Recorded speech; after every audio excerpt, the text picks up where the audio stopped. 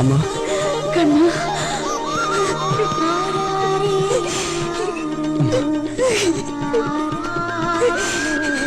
എവിടെയായിരുന്നില്ല ഇത്രയും നാളും? ഞങ്ങളെയൊക്കെ വിട്ടുപോകാൻ തോന്നിയില്ല നിനക്ക്? എന്തായാലും ഞാൻ വന്നില്ലേ അപ്പ എങ്കിൽ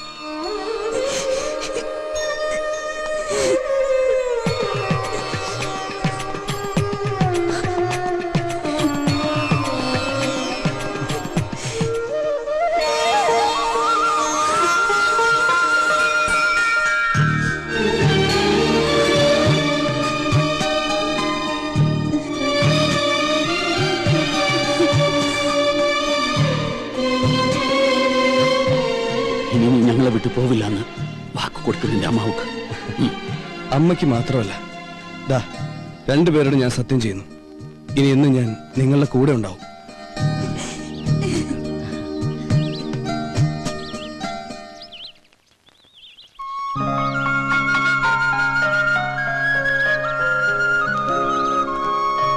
ആ, ഞാൻ പരിചയപ്പെടുത്താൻ മറന്നു.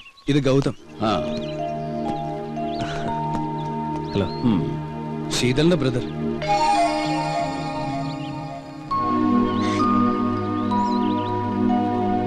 ഓ സോറി, അപ്പാക്ക് ശീതൾ ആരാന്നറിയില്ലല്ലേ? ഇല്ല. വരൂ. ഞാൻ വിവാഹം കഴിക്കാൻ പോകുന്ന പെൺകുട്ടി.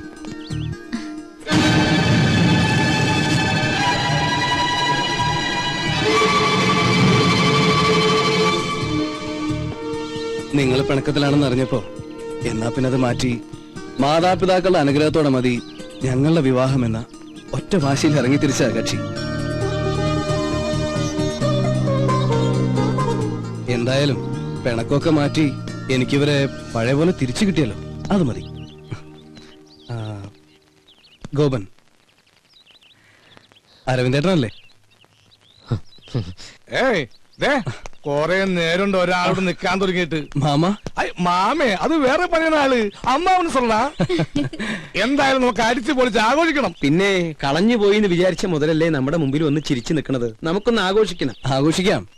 ഉള്ളപാടാ കണ്ണ. എങ്ങോട്ട്? നമ്മുടെ വീട്ടിലേക്ക്. വേണ്ട, ഇത് രണ്ടും നിങ്ങൾ പിരിഞ്ഞു താമസിച്ച വീടല്ലേ? ഏയ്, ഇവിടെ വേണ്ട. നമ്മൾ ഒന്നിച്ച് കഴിഞ്ഞിരുന്ന സ്ഥലമല്ലേ? നെക്സ്റ്റ് നമുക്ക് അങ്ങോട്ട് പോവാം. ഓക്കെ. മടങ്ങിപ്പോണവരെ ശീതളും ഗോതവും അവിടെ താമസിക്കട്ടെ. അതെ, അപ്പൊ സമയം കാണണ്ട, നമുക്ക് വേഗം പോവാൻ. നമുക്ക് അങ്ങോട്ട് പോകണ്ട, ഞങ്ങൾ അങ്ങോട്ട് പോയിക്കോളാം. നീ ചിരിക്കണ്ട, നീ പഠിച്ച കള്ളിയാ. ഐ എം സോറി അങ്കിൾ, നിങ്ങളോടെല്ലാം പറഞ്ഞാലോ എന്ന് പലവട്ടം ആലോചിച്ചതാ. പിന്നെ തോന്നി ഒരു സർപ്രൈസ് ആയിക്കോട്ടെ എന്ന്.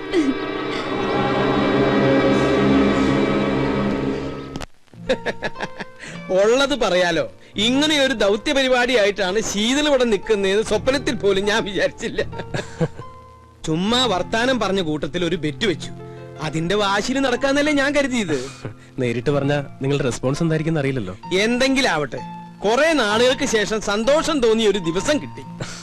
അല്ല, അപ്പൊ അച്ഛനും അമ്മയും വന്നില്ലേ? രണ്ടുപേരും ഇല്ല. ഡൽഹിയിൽ എക്സ്റ്റേണൽ അഫയേഴ്സിലായിരുന്നു അച്ഛന് ജോലി. ഞങ്ങൾ ജനിച്ചതും പഠിച്ചതൊക്കെ അവിടെ തന്നെ. തറവാട്ടിൽ ആരും ഇല്ലാത്തതുകൊണ്ട് വിറ്റ് ഡൽഹിയിൽ സെറ്റിൽ ആവാനുള്ള മോഹത്തിന്റെ പുറത്ത് പോകുന്നതാ രണ്ടുപേരും. തിരിച്ചുള്ള വരവില് ഒരു ട്രെയിൻ ആക്സിഡന്റിൽ അച്ഛന്റെ ജോലി എനിക്ക് കിട്ടി. അങ്ങനെ ഇരിക്കുമ്പോഴാ യാദൃശികമായിട്ട് സ്വാമിനാഥനെ പരിചയപ്പെട്ടത്.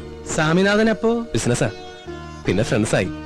കൂടുതലെടുത്തപ്പോ എനിക്ക് തോന്നി ശീതളിനെ പറ്റിയ ആളാണെന്ന്. ചോദിച്ചപ്പോ അവൾക്ക് എതിർപ്പൊന്നും ഉണ്ടായില്ല. പ്രത്യേകിച്ച് കേരളത്തിൽ ജീവിക്കാൻ എന്നേക്കാൾ ആഗ്രഹം അവൾക്കുള്ളതുകൊണ്ട് കൂടുതൽ താല്പര്യം തോന്നി. എവിടെ ഡ്രസ് എടുക്കാൻ പോയ ആള്? ഗോപാ, എന്തു പറ്റി? ഏയ് ഒന്നുമില്ല, ഒരു തലവേദന പോലെ. ഏട്ടൻ വന്നിട്ടുണ്ട്, പരിചയപ്പെടണ്ടേ? വാ. അല്ല, അപ്പൊ കല്യാണം എന്നാ, എവിടെ വെച്ചാ? ഡേറ്റ് ഏകദേശം നോക്കി വെച്ചിട്ടേ ഉള്ളൂ. ഇനിയിപ്പോ സ്വാമിയുടെ അച്ഛനും അമ്മയൊക്കെ ആയിട്ടൊന്ന് ആലോചിച്ച്. വാ.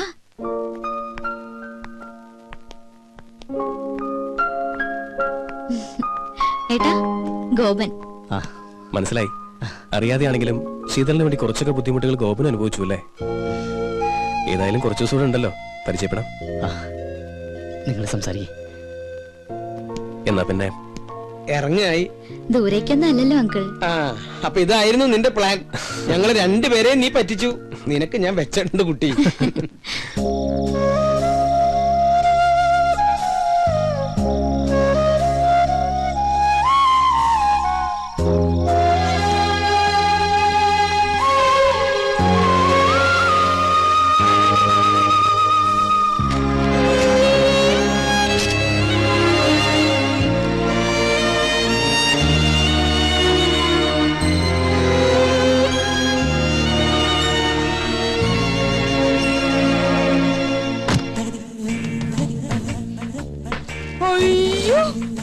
മാറിപ്പോയല്ലോ.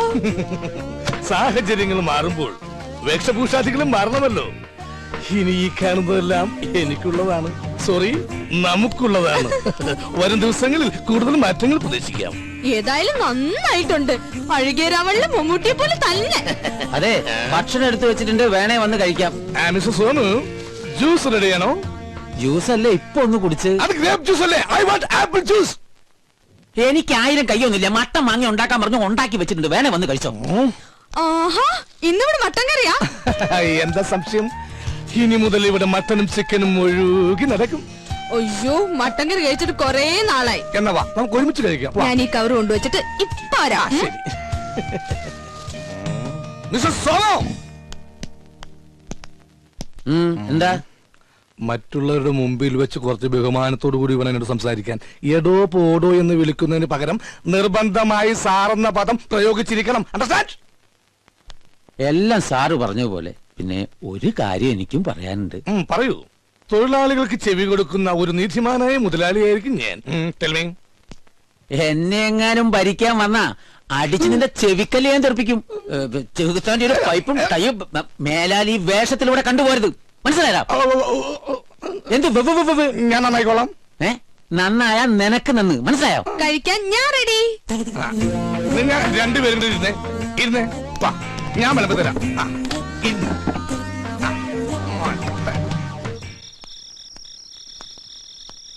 ആഹാ, നീ ഇവിടെ ഇരിക്കുക.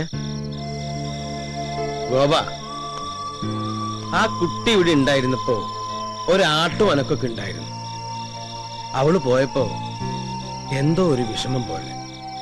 എടാ, കുറച്ചു ദിവസം മുമ്പ് എനിക്കൊരാഗ്രഹം തോന്നി. ആ കുട്ടിയെ നിനക്ക് വേണ്ടി ഒന്ന് ആലോചിച്ചാലോ എന്ന്. ചോദിക്കാഞ്ഞു നന്നായി, അല്ലേ നാണം കെട്ടാൻ. അവരൊക്കെ വലിയ ആളുകളാ. നമ്മുടെ കയ്യിൽ എന്താ ഉള്ളത്? വാ, നമുക്കെന്തെങ്കിലും കഴിക്കാം. വേണ്ട, വിശപ്പില്ല. സത്യം പറഞ്ഞ എനിക്കും വിശപ്പില്ല. ഞാൻ പോയി കിടക്കട്ടെ.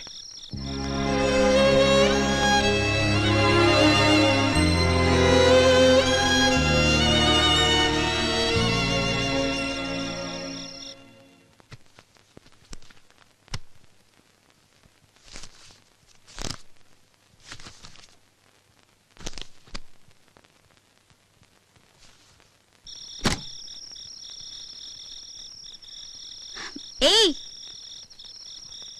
ഉറങ്ങുന്നില്ലേ? കിടന്ന് ഉറങ്ങുന്നായരെ.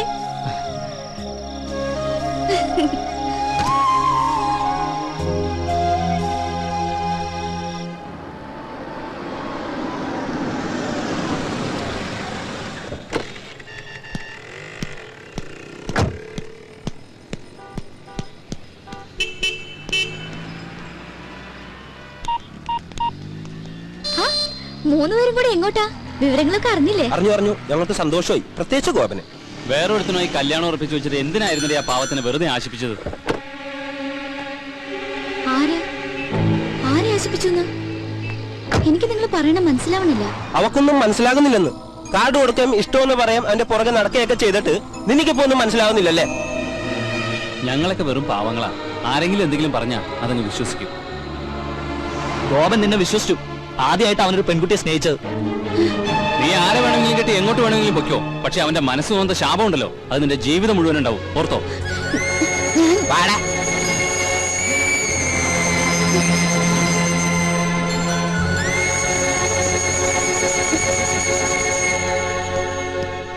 ആരായിരുന്നു അവര്? ഗോപന്റെ ഫ്രണ്ട്സാ. ഈ ഗോപൻ എങ്ങനെ? ഗോപൻ ഒരു പാവ, ക്വൈറ്റ് നാച്ചുറൽ. നമ്മള് നെസ്റ്റിലേക്കല്ലേ? അത് ഏട്ടൻ പോയാ മതി. എനിക്കെന്തോ തലവേദന പോലെ. ഏയ് പോയേ പറ്റൂ.